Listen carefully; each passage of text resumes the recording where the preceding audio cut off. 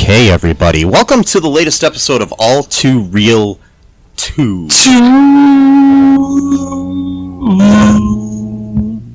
My name is Michael E. Cullen II, and with me via Facebook Messenger through the technology of the interwebs, of the internet, the great thing that was created by Al Gore. Oh wait, no, he didn't. He never said that. Nope. No, he didn't. He never said that. He never said that. That was propaganda. Anyways, how are you today, Matthew? I'm doing okay. I guess. You guess? I guess so. Whatever. Yeah.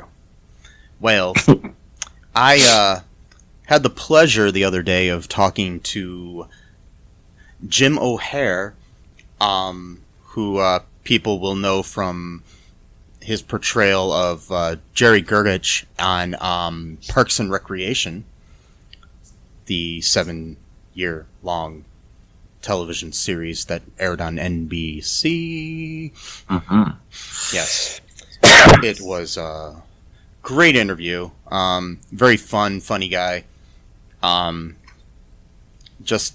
Just a joy to talk to, honestly. More than anything.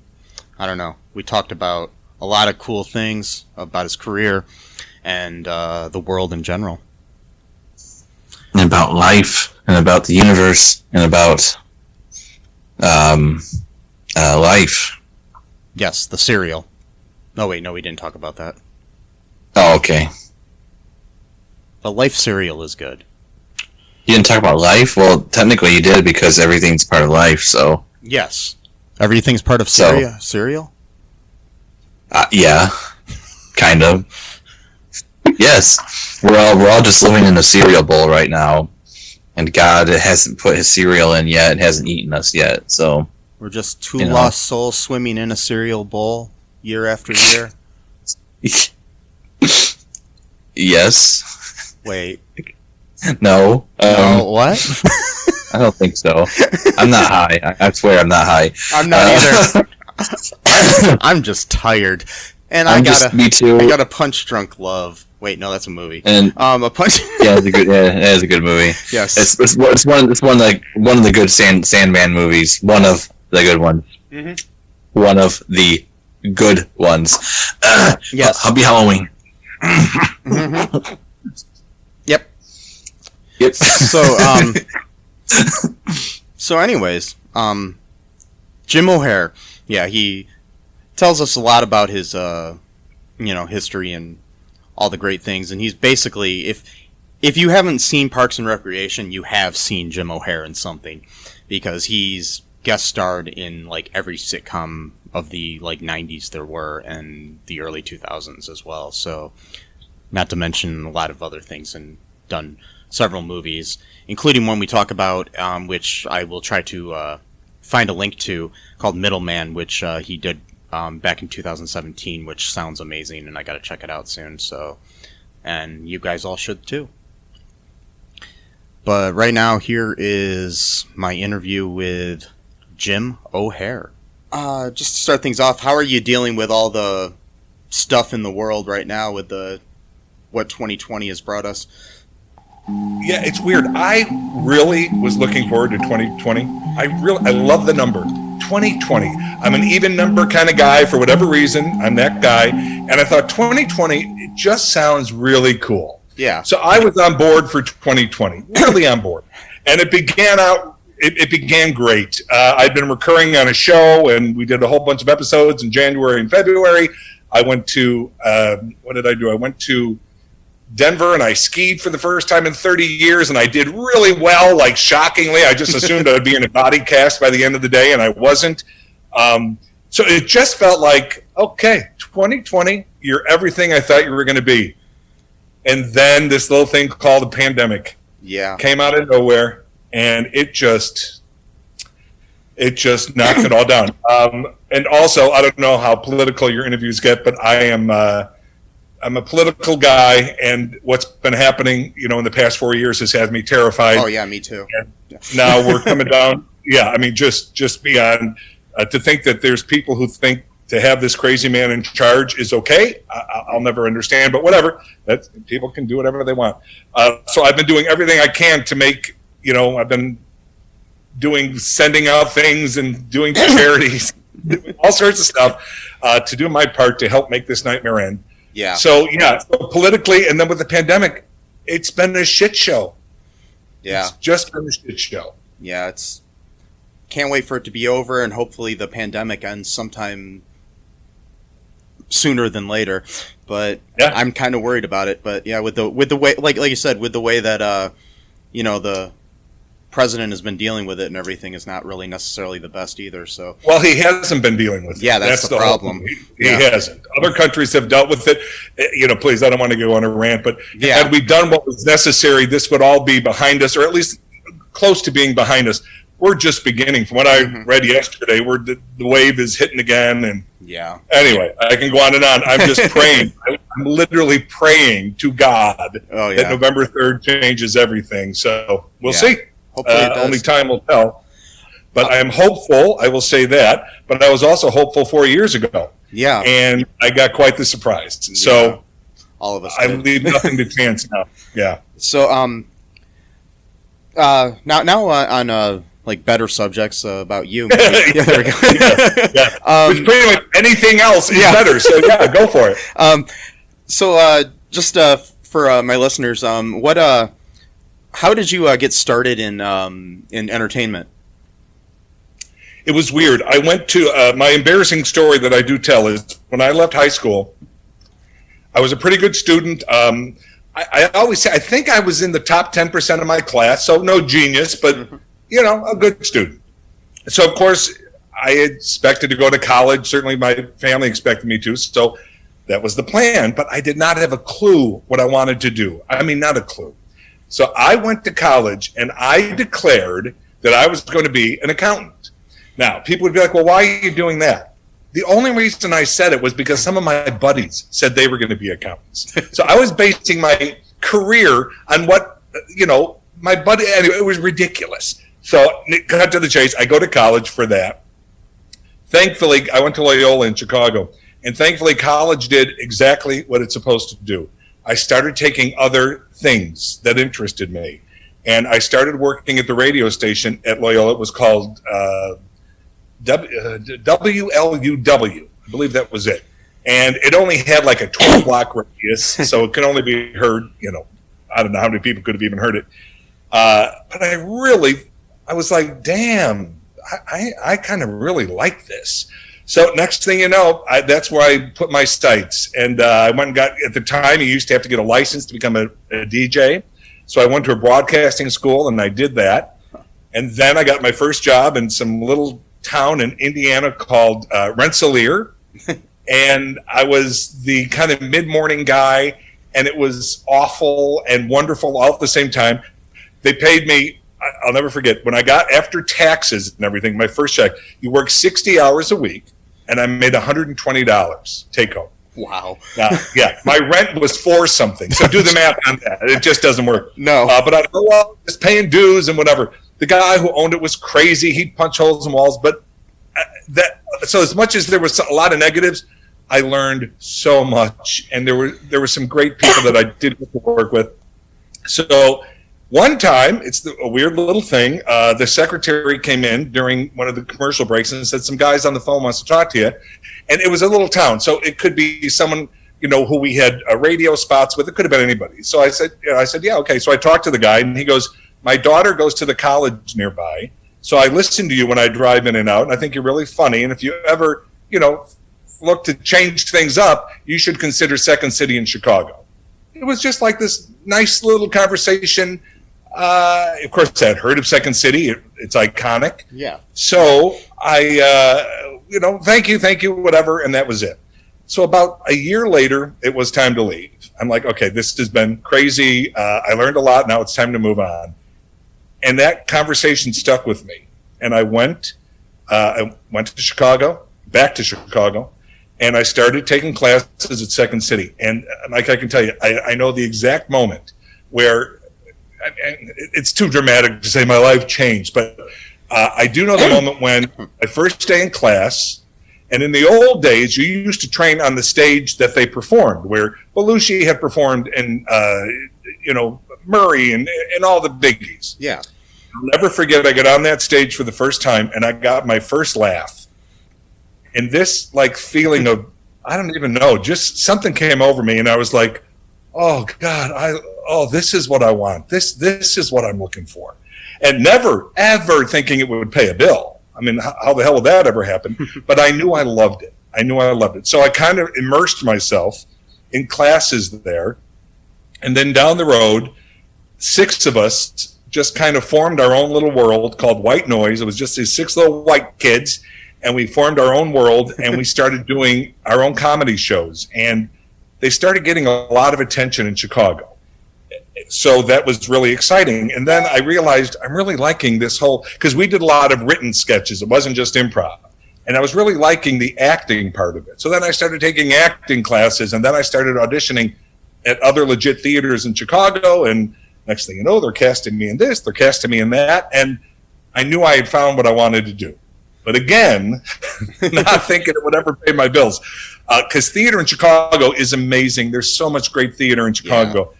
But it's, even if you're an equity member, a union member there, it's a tough living. It's not, the dream is if you're going to do that in Chicago, that you would get your equity card, you get to do 2 or 3 shows a year. Maybe a commercial would come through during the year, but it was tough. So it seemed like that was either going to be a hobby for me, or if I was going to take it serious, I should try Los Angeles. And at the time, I was also working a full-time job during the day to pay the bills, because certainly theater wasn't paying them.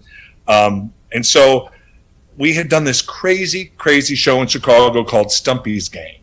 And it had blood and puppets, and I got killed in an incinerator, and I'm screaming. I ate 10 Twinkies every show. Oh, jeez. It was so ridiculous that I can't even begin to tell you, but pretty cool, too.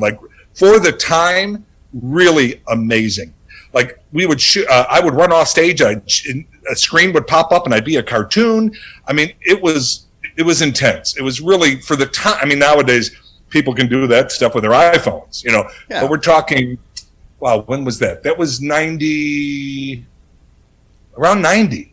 So, wow, 30 years ago, dear God. But anyway, so for at the time, it was pretty high tech, and the show became a cult thing in Chicago where people were lined up, waiting to get in, and it ran forever, and it was pretty cool. So we decided, let's give it a shot in LA. If there's ever a crazy enough town that might do it, it's LA. Mm-hmm. Plus, some of us had wanted to try LA anyway. So we loaded up the truck and we moved to Beverly, because we literally, my friend Pat and I put everything we have in a truck, some big Hertz Penske truck, including the sets for the show, and we just hauled our butts out to Los Angeles. Somebody had set us up with an apartment, as far as so because I didn't know anything about LA. I know nothing. I knew nothing. So we brought the show out to LA, and it did the same thing it did in Chicago. It just took off. And the gift for me that happened was, because it was me with puppets, basically. There were 2 other humans in it, but they were kind of just in and out real quick, where my role was, I was the lead role in this thing. And because of this, because it was getting attention, agents started coming to the show.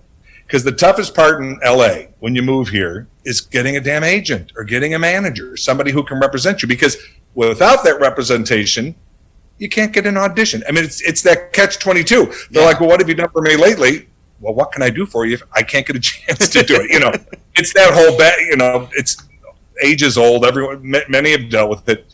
But the miracle for me was they would come and see the show, and then I'd get phone calls saying, would I meet with them? And so within, I think the show opened, I'm going to say, October. I feel like we were going to go October until the holidays. We ended up going till March. And so by the time the show was ended, I had an agent and I was ready to go. And they sent me out and I started booking pretty quickly. And the blessing, whatever you want to call it, for me is that since the day I moved here, August 4th, 1994, I've never had to do anything other than be an actor to pay my bills. Now, that being said, some years were rough as hell. You know what I mean? Like, it was not all like, woo! Some years were rough, but in general, there was always enough. Yeah. There was always enough. And then I was, they used to tease that I was king of the guest stars. I'd been on like all these different shows, and then a show like Parks comes along, and then that kind of changes everything. Because now you have a gig that ran for 7 years. That changes everything. So that's how it all kind of happened out of Chicago. Yeah, I know there are times when I'm watching an old sitcom or something and I'll see you pop up and I'll be like, oh, that's Jim O'Heir. I'll be like, I see that from time to time. It was either Kimmel or, I don't know, Fallon or one of the talk shows. The first thing they said to me is, Jim, what show haven't you been on? Because it really got, and believe me, it was great. I became the guy that people would see me on the street and go, oh, you look so familiar. Because, and I always thought that's a good career. Like if people think you look familiar, that means you're working enough that you're out in front of their faces. And of course, then Parks happens, and then now it's, craziness. Yeah. But so I was very lucky. I did a lot of shows before Parks. Yeah. Speaking of Parks, how did the audition process go for that? Dude, let me tell you, the word came out. Amy Poehler was getting, at the time it was called the Untitled Amy Poehler Project. It didn't have a title. Mm-hmm. It didn't have Parks and Rec at that time. And so, everybody, we knew it was going to be a hot show because NBC said it's not going to be a pilot. We're going to make 6 of them. So they were already showing confidence. And Amy had just come off SNL all those years. And of course, she's, crazy talented. So everybody wanted in. The producers really had a really good idea of who they wanted for certain characters from the beginning, but the network said you got to give us lots of choices. So they saw everybody. So I went in and read for Ron Swanson, which is so ridiculous. The thought of anyone other than Nick Offerman playing Ron Swanson is so silly that anyway, we all know what he did with that role. But that's what happened. And I walked into that audition area. There were faces you knew from shows, people that you've seen for years. This was a hot property. So I do the audition. And here's the thing, and I always tell, people when I give talks to young actors trying to come up, the one thing I always say, and it's something I've lived by, I did it in Chicago. I've done it since I've been here in LA. I never, ever walk into a room unprepared. Because you don't know what they're going to be doing down the road. Most times, I can walk in a room and I'm not right for the role, and I walk in and visually they're like, "Oh no, this isn't going to work." Even if I give them the greatest performance ever, but if I do give them the greatest performance ever, when a role comes up that they can see me in, I'm going to be at the front of the line. And so that was my only goal that day. I wanted to do a good audition, and believe me, I also say this: as much as I say I've never gone in unprepared, I haven't. I have screwed up. I have screwed up auditions like you can't believe. I've gotten my head when I got there, or one time I'll never forget, I walk in and there's Ron Howard. And it just threw me. It just took me out of my space of, because I was, in my actor mode. I was ready to go, and I walk in and there he is, and he couldn't have been kinder. He couldn't have been more gracious, but it just threw me off. And so I did a terrible audition. I've seen him since, and we have joked about it, but whatever. Yeah. So my only goal that day was to do my best version of what I thought Ron Swanson was going to be and do a good audition. So I go in and I do that, and I had some fun conversation with the producers, because also I knew these producers were from The Office. And I thought, you know what, they're going to be putting guest stars. They're going to have guest stars. These people are going to have other shows down the road. I just want to impress them. That's all. So I leave, and I thought, yeah, you'll never get this, but I think you made a couple of people who think you got something going on. So I would say probably 2 weeks later, I could be wrong about the timeline, we get a call. My agent calls me and says, they want to see you again for Parks and Recreation for a different role. They want to know if you'd consider the role of Jerry. And I said, well, yeah, of course. So they send me the material, and I go in a couple days later. Same thing. I go into the waiting room, and there's all these faces again. And I can tell they don't know what they want, because there's big guys, there's little guys, there's tall guys, there's fat guys, there's skinny guys. There's like everybody is there. Which happens a lot. Like they haven't figured out the character yet themselves. So I go in and I do it, and again, hopefully to the best of my ability. We had a great conversation, just BSing. I knew Steve Carell, who was on The Office in Chicago. One of the last voiceover gigs I did was with Carell. So we were chatting about Steve and just laughing about different things. So apparently what happened, I found out later, I didn't know this. When I left the room, Greg Daniels said to Mike Schur, let's put him at a desk, it'll work out. Now, I didn't know that at the time. I didn't know that I had left that room with the job. But about a week later, I get a call from my agent, and they said, they want to offer you the role of Jerry on Parks and Recreation. But it was not a series regular, and they were very honest. They said, we don't know what's going to happen with this character.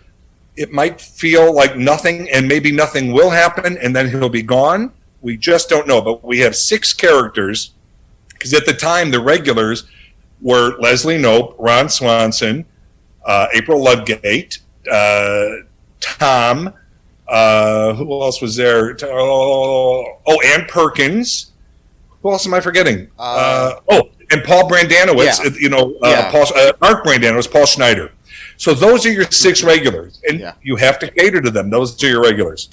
So my agent said to me, you might not want to do this, because you might end up feeling like you're doing background work. And believe me, there's nothing wrong with background work, but at that point in my career, I wouldn't be doing background work. I'm a guest star. At that point, I wasn't even doing co-stars, I don't think. It was either a guest star or a lead role.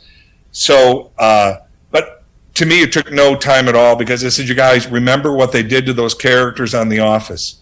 Kevin, Malone, Phyllis, Stanley, like all these amazing side characters. So I thought, I got to take this risk. To me, there was no downside, because also they were paying me like a guest star every week. So I thought, well, if they want me to sit around and pay me a guest star money, I'm good, and then if they dump me, they dump me, and then it, whatever. But I'll never forget, because we did the first 6 episodes, and I get a call. We're totally done shooting, and I get a call, and they said, the network needs some promo stuff and stuff for beginning and ending of the episodes. Everyone's out of town. We were thinking you and Amy could do something together. If we threw something together, would you be available? Well, yeah. Well, it turns out that was kind of my big audition that I didn't even know about to become a series regular, because they put me and Amy in a forest with some kids, and they just let us improv. And, Amy's the queen, so believe me, I can't ever think I could compete with her. But I held my own. We had a lot of laughs. And apparently that day, they were like, yeah, he needs to stick around. So by the next season, I don't know, by episode 3, they had already given me my own episode. And so all of a sudden, the next thing you know, I'm a series regular. Because, at first I wasn't, Retta wasn't, Chris Pratt wasn't. My God, Adam Scott and Rob Lowe weren't even there at that point. So there was still a lot of changes happening. And the show, for diehard fans, they know that there were big changes from season 1 to season 2. It feels like a different show in some ways. Feels like a different show. And it's kind of bad, because I tell people, because I love season 1, there's great stuff in there. But I do tell people, start with season 2, go back to season 1, because you'll you know what I'm saying. Because what happened, they admitted it. Leslie was coming across too much like Michael, from The Office. Yeah. And that was never the goal. That was No. so it looked like it's a ripoff, and we don't need that. And anyway, so but by season 2, they pieced it all together. Yeah, and it found its own voice, and it wasn't. It found its Yeah, voice. yeah. Exactly. Hi, folks. This is Michael E. Cullen II from the podcast that you're listening to right now, along with Manager Matthew Haas. you got promoted. Yes. Damn it. Okay. Anyways, folks, do you like the show Superstore?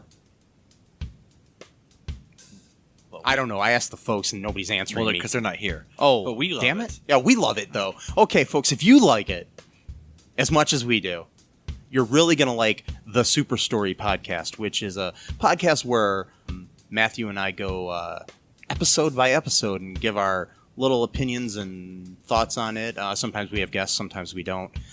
Just depends on how we're feeling. Yeah. And, so if you like this podcast and like our little crazy banter, Then you should definitely check this out, or I might get sad. And when I get sad, it gets pretty sad. So I can't deal with him when he's sad. no one can really. So Yeah. So check out Super Story Podcast right here where you get this podcast, Super Story Podcast. What's been your favorite time acting in anything so far that you've done? Well, God, it sounds so pathetic, but Parks, it lasted 7 years. Yeah. Now, I am, you'll be shocked to hear this, Mike, but I am 58. Now, I know you're thinking I'm 30, 35. No, I am 58. And like we said, I've done a lot of shows before Parks. I've done many shows after. And I'm so lucky. I'm like the luckiest guy because I love what I do. I love it more than you can even believe. You put Jim O'Heir on a set, and you have a happy Jim O'Heir. It's just who I am. I told you, I found what I loved when I found it and whatever. That being said, each show is different, and each set is different. The lead of the show kind of sets the tone. Yeah. So if you have a lead who's walks in and kind of a crabby person or whatever, it just kind of trickles down. We had Amy Poehler, who is, yes, she's funny and talented and pretty, but all the basics we know about her. She's also incredibly kind and incredibly caring. And that is what our set was for 7 years. Never in 7 years did I hear a raised voice. Wow. Other than, when I say that, I mean, the first AD, okay, back to one. I mean, Yeah. normal raised voice. I never heard a raised voice out of frustration or anger in 7 years. I have been on shows for 1 week where I'm like, holy crap, these people are going to kill each other. You know what I mean? So I've seen it the other way. So Parks, because of the length of it, 7 years of knowing that that's what I had every day. The crew, that's family. You're together 10, 14 hours a day, depending on what you're shooting. And I always knew how much I loved it when one day, every week, the week before the next week that you're going to shoot an episode, you get your day of days, which shows what days you'll be working, because we shot single camera, which meant you didn't always have to be there. And I didn't like the days I had off. I was like, oh, damn, I'm off on Thursday. But I got paid either way. I was a series regular. So I should have been thrilled. Hey, I'm off. I wanted to be there. So it has to be Parks. Yeah. It has to be Parks. Now, I've had other individual experiences that have been so amazing and so incredible, but I say Parks because of the duration of wonderfulness. I mean, 7 years of that's kind of unheard of. Yeah. Did you could you tell early on that the show was going to have a following, or did you think it would not last that long? I didn't think it was going to last. And the only reason I say that is because after the first 6, we got a lot of flack, because, it's The Office. It's just a ripoff of The Office and all that kind of stuff. And so we're like, are people going to stick with us? And let me tell you, we fought every year to stay on the air. We always thought we were being canceled. And then Amy found out, and she didn't tell us till afterward, thank God. Amy found out that after our 4th season, the big muckety mucks were on a plane leaving New York. By the time they were up in the air, we were canceled. We were off the schedule. By the time they landed, we were back on. So we technically had been canceled for a very brief time. They never shared it with any of us because it never officially happened, but they pulled us for that flight for whatever reason. And also, we were originally with a different president of the network. And when a new guy comes in, it's very normal. They want their own stamp. And we weren't Greenblatt stamp. Yeah. But I think what happened, the reason we survived, we became critical darlings. I mean, Newsweek called us the show of the year. We won a Peabody Award. I think if he had pulled us just to put his own stamp on things, it would have looked really bad. That's just my opinion. Yeah. I don't know what was in his head, but I think it would have looked really bad that he pulled us when we are, this critical darling. And then it turns out we were it's funny because I've heard Jerry Seinfeld tell the story too. Seinfeld stayed on the air because, at first they were, I think, the very last on the ratings. They were just terrible. But they did well in households of $100,000 or more. So they were good to advertisers. Like, that's a good advertiser market. Well, it turns out we were too. We were people who were watching apparently had good household incomes. So I think between that and the fact that we were the critical darling with the press, I don't think he could pull us. That doesn't mean every year we didn't sweat it out, because we sweated it out every year. We'd be on texting each other. What have you heard? What? And Amy, because we'd all be looking at Amy. Well, what? She goes, you guys, I haven't heard anything. Because I'm thinking she's getting the first call. But our producer Mike Shore, who co-created it, he'd be texting with us. You guys, the second I hear you'll anyway. So it was a yearly thing. I think out of 7 seasons, there were it's possibly 3, but definitely 2 that we knew we were coming back. And let me tell you, there is nothing better than when you're on your summer hiatus, knowing you have a job to go to. Yeah. It's funny how you travel a little more, you spend a little more, because otherwise, are we coming back? Am I going to have a paycheck in December, in January? Anyway, so it was crazy. We never, other than, I'm pretty sure it was just 2 seasons, other than 2 seasons, we sweated every single year. Yeah, Mike Schercher has, pun intended, become pretty prolific lately too. I mean, I think he's probably one of the best writers in television and creators. I think he's brilliant, and I don't use that word on a lot of people. Yeah. I think he's brilliant, and I'll tell you, the reason Parks, and believe me, people who are listening could totally disagree with this, but that's fine.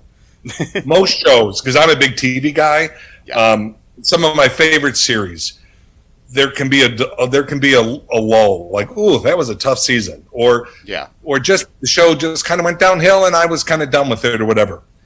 In my opinion, Parks never had a bad season. No. And the reason I say that is because Mike Shore never left us. What normally happens is, once a show is a hit, the producers are offered everything. They're getting offers from all over. Give us this, give us that. NBC even, give us, whatever. So Mike did do that. He did Brooklyn Nine-Nine with Dan Gore, who was one of our guys. But he let Dan Gore go with Brooklyn Nine-Nine, and he stayed with us. And that is why I think we never lost the quality. Yeah. Because there's a lot of shows. And I understand why showrunners take off. They've done a series now. They're in their 4th season, and they're like, I want something new. I totally get why they leave. Yeah. But Mike didn't. He never left us. And that, to me, is why the show stayed so strong, because even though we had incredible writers, Mike's voice was still there. You know what I mean? A script wouldn't be put out that he didn't have a final say over. Yeah, speaking of Brooklyn Nine-Nine, too, your guest appearance on that show was great. The couple episodes. It was so much fun. I watched that show a lot lately. I go through phases where I watch a different show to fall asleep to, and Brooklyn Nine-Nine. Absolutely. Brooklyn Nine-Nine's been the one lately, and I've probably seen the episodes with you probably at least 10 times now. So yeah. Well, it was so great. Yeah. Dan calls me and goes, "Listen, I have an idea. Would you want to play a Southern sheriff?" And the thing with Dan and I have a special relationship because Dan is the guy at the time who wrote the episode that they found out who Jerry was. And that's the episode when we were playing the game in the office about finding dirt on each other. I believe, what's his name was the guest star at the time. He was dating Leslie. You know, the comic, got in all the trouble. Louis C.K.? Louis C.K. Yeah. And apparently, and Jerry didn't want to play the game because he thought it just seemed a little mean or whatever. But eventually he plays along, and then Mark Brandanovich comes walking by, and he goes, "So, I hear you have 2 unpaid parking tickets." Like, who gives a crap, you know? And he goes, "Oh, well, I heard your adoptive mother smokes pot." And he could see I was horrified. And he says, "You didn't know she smoked pot?" And I'm like, "I didn't know I was adopted." And that's when they said, "Okay, that's who he is." Yeah. That's who he is. Now, maybe something else would have happened, and we would have figured something else out, but that's what did take. And that was Dan. So I love Dan Gore. That's cool. Yeah, I think the development of the character of Jerry throughout the series was really great, and what you brought to it too. The whole how they made fun of you a lot, but it didn't seem to change the character at all or anything, or make him mean or anything, which was great.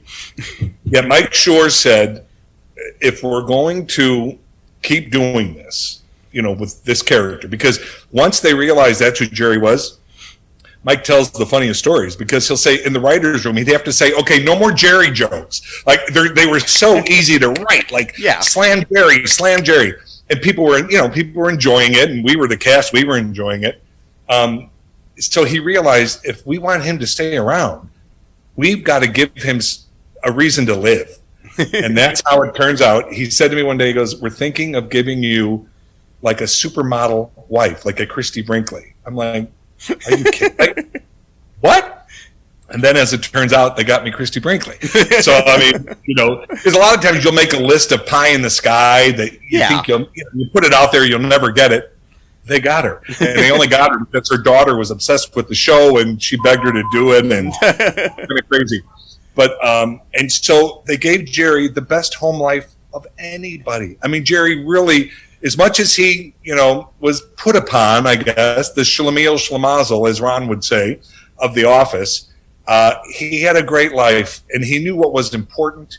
He knew his family came first. As much as I think Jerry loves everybody in that Parks Department, he knows who he is to them, but they also had his back when it counted.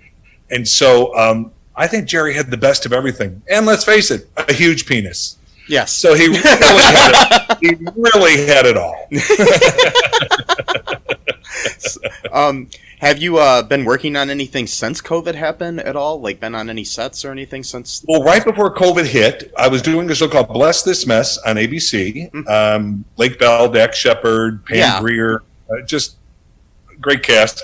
Having so much fun. And then we wrapped in, I feel like we wrapped the first week of March, maybe the end of February, I'm not really sure. And then the world kind of blew up, but we did have a wrap party. We wrapped on a Friday. I think the wrap party was Saturday. And then I feel like the next week, the whole world imploded. And then we were under the impression, but I've been around long enough to believe nothing until it's something, that Bless This Mess was going to come back, and it got canceled. And we were pretty surprised, but welcome to showbiz. So as far as that goes. But I was also lucky. I had booked a pilot that was going to shoot in Denver, and obviously that blew up. But they rewrote my character so that I was always on a FaceTime phone call with the other characters. So we shot it at my house. Oh, nice.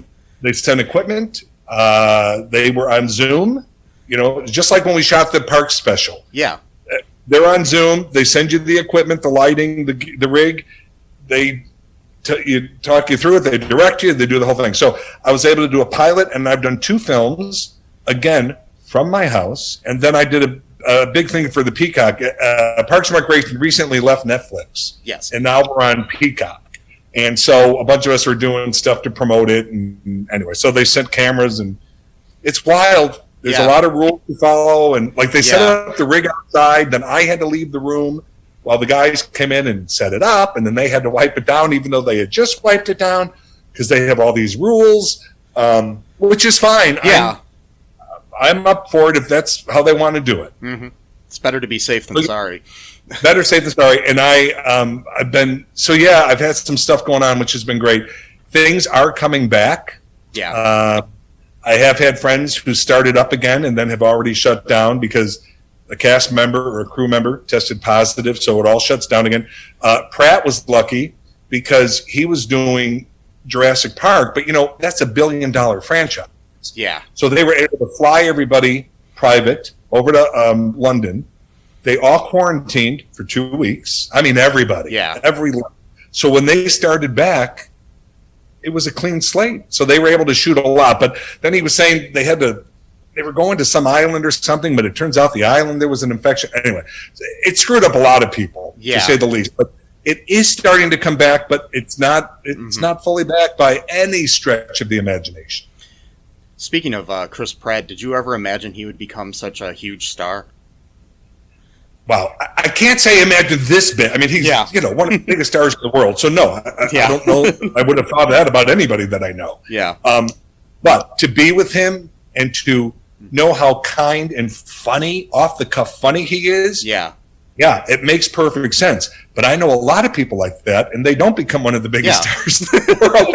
So, I don't know. But I will also tell you this. When he got the gig, especially the one, because he was having stuff happen before Guardians. He did Zero Dark 30 and Moneyball and stuff. And that's the other thing about Parks that I knew how special it was. There was no, jealousy. I remember when he told Nick and I that he got Guardians, I had tears in my eyes. This is our boy. This is our boy, Chris Pratt. He was going to be the Guardian of the Galaxy. Whether it was going to be a success or not, who knew? I mean, obviously it is, but I'm just saying. Yeah. And then I'll never forget. So we all went to the premiere of the Guardians movie. It's the first one. It was at the, what's it called now? Is it Kodak Center now where they do the Oscars? I think. Wherever it was, something, I don't know. Polaroid or something, I think. Or it was here for a while, whatever the hell it is. It's where they do the Oscars in Hollywood. Yeah. And so we're all there, and it was awesome. And before the film, they introduced the cast. And so, you're introduced in kind of order of importance, for a big feature like that. So this person, that person, this person, that person, this person, that, and all of a sudden, then they do Glenn Close. And then Chris Pratt. And I go, we got better billing than Glenn Close. Oh my God. It was just crazy. It was just crazy. Yeah. So, surprised just because that's such one in a million. Yeah. So yes, for that surprised, but for his talent, not a bit surprised. No. Yeah. I mean, it makes perfect sense. Yeah. It makes perfect sense. Yeah. I've been a fan of his since he was on Everwood back in the day. So Dude, I know he's got some great stories. Oh my God. I won't repeat them. It's not my business, but he's got some great Everwood stories. What as far as movies go, what's been your favorite film to do that you've done? Well, this one, because it was so personal. Right after Parks, I did a film called Middleman. Now, the reason it was so personal is because it was written for me. Oh, wow. It doesn't get more personal than that. And it was written by one of my best friends who I did comedy with in Chicago, who was part of Stumpy's gang, the show I brought to L.A. He's a big guy in the ad business. And he had written this.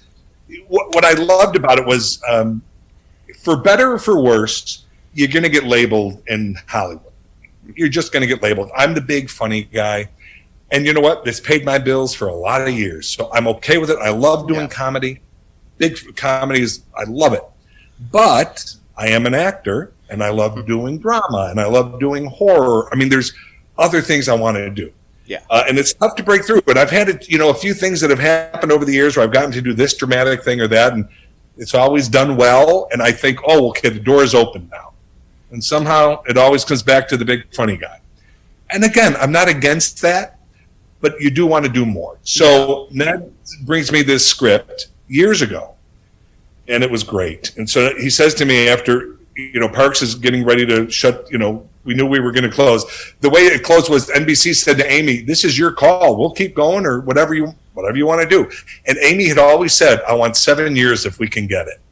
And so I think she was right. She didn't want people going, oh, is that still on? Yeah. She wanted people going, oh my God, they're leaving. And I think we nailed it. I really, I mean, I would have done it forever, of course, because I loved every second of it, but I think it was done at the right time. So Ned sends me the script and he goes, why don't we do this?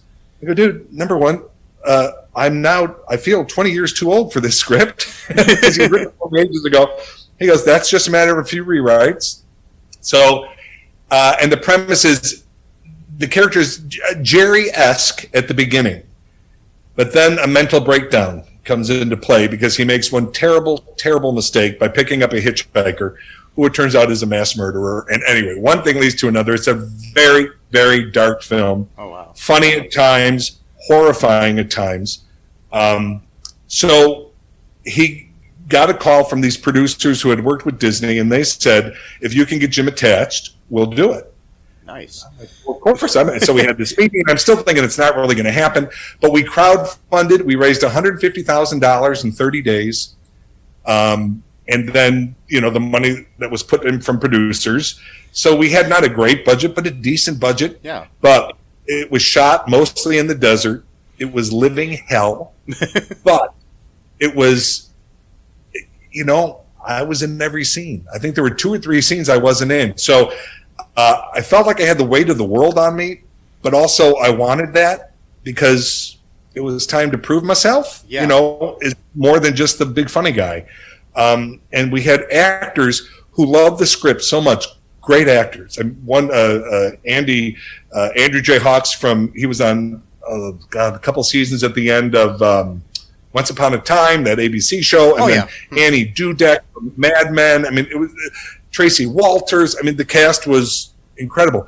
And they all worked for $125 a day, which was the SAG minimum because they loved the script so much. That's cool. So we started shooting. And it was a rough shoot. It was a very rough shoot just because of locations.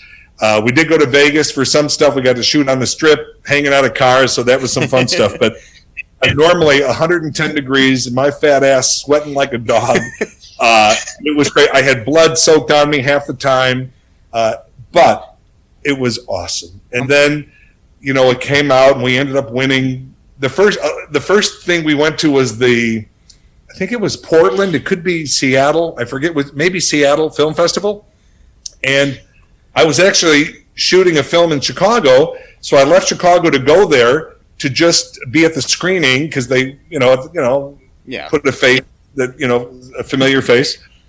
So I get a call. I spend the day in the middle of the screening. I leave, go back to the airport, fly back to Chicago because I have to shoot at Wrigley the next day at Wrigley Field.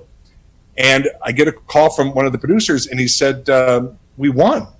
I said, won what? He goes, I'm not sure, but people seem really excited. He goes, hold on. And then he goes, what did we win? He goes, I think everything. I go, what did you tell? Anyway, we won the big prize. Nice. So I flew back to Seattle so I could be there for the award ceremony. Anyway, so the movie did, I couldn't be prouder of it. And critically, it was, people seem to be happy with what I did and blah, blah, blah, blah, blah, because you never know, and it's because it's so dark, I could see some people going, oh, no, I can't see him doing this, and no, he's Jerry, but that didn't happen, because, there's always that fear as an actor, you're going to be labeled a character, like Bob Denver, who played Gilligan, always said, I couldn't break away. Thankfully, that's not been the case. I've done many things since Parks. So I'm grateful because that would be tough. But then I also think, Jerry will probably, unless some other role comes along that changes all that, Jerry will be what I'm known for. Yeah. And I couldn't be prouder. That's okay. That's okay. But I'm glad it didn't stop me from getting other work. That would not have been good. Is there anywhere you can find that movie, The Middleman? It used to be all over Netflix. I don't think it's there. I believe it might be on YouTube. Oh, okay. I'm not 100% sure. It's called Middleman. Yeah. And I think it's worth checking out. Yeah, because it sounds up my alley. I'm proud of it. Yeah, I'll have to watch that. Because sounds kind of slightly dark and everything. That's kind of what I tend to do when I'm a independent filmmaker myself, so I tend to try to go in that. You'll appreciate it. Let me know what you think after you see it. You'll appreciate it. For sure. Yeah. Yeah. Hey, folks, this is Michael E. Cullen II from the podcast that you're listening to right now, along with Matthew Haas. We just wanted to tell you about our great podcast called Super. It's called All Too Real. And on that show, what do we do, Matt? We watch biopics, and then we talk about whether or not the movie matched up with the real story or not. So it was a lot more exciting than that, though. Yeah, so we analyze the real story and the real story. Get it? Get it? Real. Yeah, they're spelled differently, folks. You can guess which one I said which way. Uh-huh. Anyways, so sometimes we have a guest, sometimes we don't. But we talk about great movies like Shattered Glass and The Social Network and Futile and Stupid Gesture, among others. Those are some of the ones that we've covered so far, and we're going to cover a lot more. So please subscribe on Stitcher, Apple Podcasts, Google Podcasts, wherever you find your great, fun podcasts. And be sure to share it with your friends. Do it. And make sure you're not afraid to get all too real. Bye-bye. Anything else you wanted to say before we leave here today? I don't know when this will be out there, but vote. Yeah. Please vote. Again, I'm not going to tell you who to vote for. It's very obvious who I'm voting for. I will tell you I'm voting for Biden. So, but I'm not telling people to do that. I can't. I'm not that presumptuous. But I will say every vote matters. So I can just beg people to please vote, and don't anybody get complacent. My fear with what's happening now is I'm seeing every poll is showing that Biden can't lose. Well, you know what? I read those polls 4 years ago. Yeah, they said and the those same polls thing. did not pan out. Same thing. So to me, the polls they lift my spirits. They make me feel better, but I know they're not the be all end all. We've got to get everybody out there. If you got to get your neighbor, pick up your neighbor. If you got to, whatever you got to do. And again, you can vote for the other guy. I don't know how, but you can. I'm not telling you you can't. I'm just saying, let your vote be counted. We are in a country that get to vote. Yeah. What a gift. What an honor. So to not do it, I've never understood. I mean, it's so sad, where there's about half the country that doesn't vote sometimes. And doesn't vote. And I've been a registered independent, I think since I registered. So I'm not even a party guy. No. But I can tell you for the first time in my life, when I vote on November 3rd, I am voting a party. I've never done that. Never. Yeah. I vote individually. But because of what I've seen them do in the past 4 years and what they've allowed him to do, sorry, no. I can't stick around. Can't stick around for that. So normally voting takes me a while because I go in with my sheet of paper because I've looked up this. Now, no. Democrat. Boom. Yeah. And I hope in 4 years from now I get to go back to my old routine where I'm basing it on individual and what they believe in. Not the major thing I find disheartening about this country is the fact that we do have a two-party system where it's just people fighting. It's like they treat it like a football game as opposed to isn't that a shame? Yeah, because it should be caring about the people of the country and not if I'm going to win or lose. And the thing is, I have to go on and on. I'll try not to. You listen to a man who it's on paper that he's lied over 25,000 times, lied to us, admitted on tape he downplayed a pandemic. He should have upplayed it. He should have scared us. Yeah. This would be over had we been scared. People weren't scared. So it's okay. No. Oh, a mask. That's ridiculous. It's a hoax. I don't need a mask. Okay.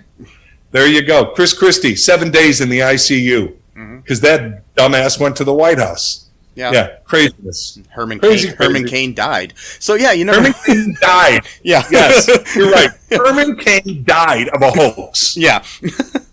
But anyways, so that's it. My last words are go vote. Yeah. Well, thank you, and thank you so much for your time. This was a pleasure. Hope to talk to you again sometime. If you ever have anything you want to talk about, let me know. Thanks, Mike. This was a lot of fun. Check out Middleman. I will for sure. You have a good night. Thanks. You too. Bye. Bye. Okay, that was me talking to Jim O'Hare about everything from Parks and Rec to his start at Second City and a bunch of other things. That was a pretty cool interview. And as Jim says, make sure you get out there and vote, people. It's important.